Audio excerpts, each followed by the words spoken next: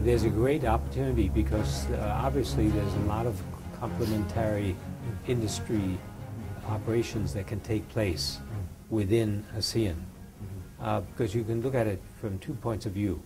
One, there can be parts manufacturing, let's say in the automobile industry, that could take place in different parts of the region, so that economies of scale can be achieved, and export viability would be enhanced.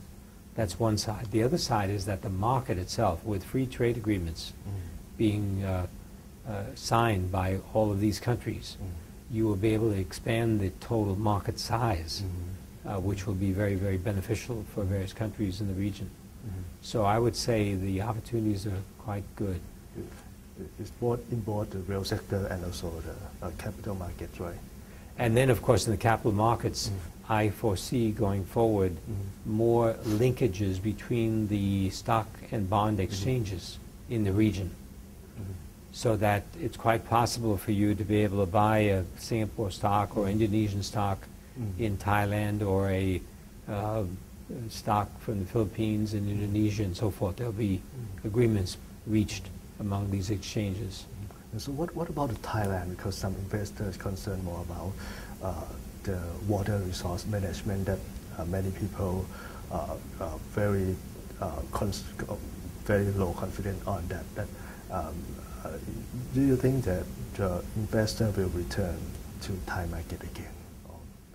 Yes, I don't think there'll be any problem in that regard, because people realize that this is a perennial problem.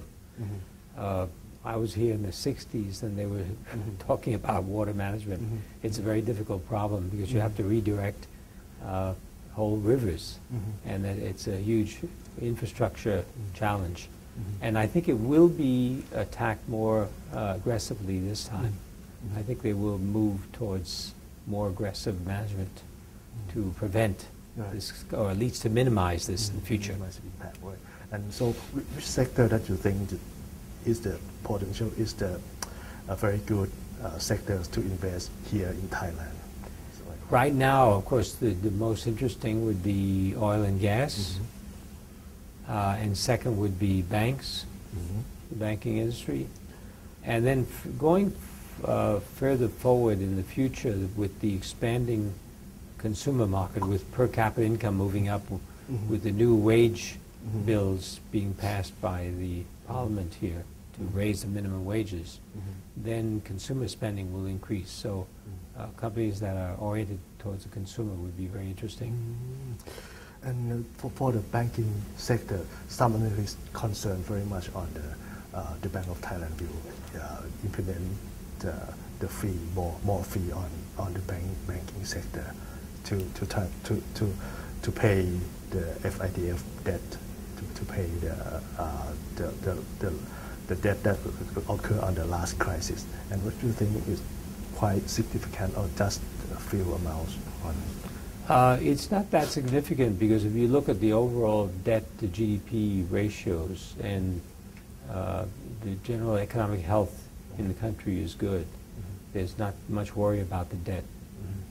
Going forward, of course, we will have to look more carefully to make sure that that doesn't get out of control, because what they're doing now is moving debt around from the government into the central bank and so forth, which is what they've been doing in the U.S. as well. I mean, this is no secret. So you have to look at the big picture. You have to include all the total debt to GDP ratio, and I think it's now about 9%. So it's 15% is what the limit is in the Constitution, I believe. So it should be okay.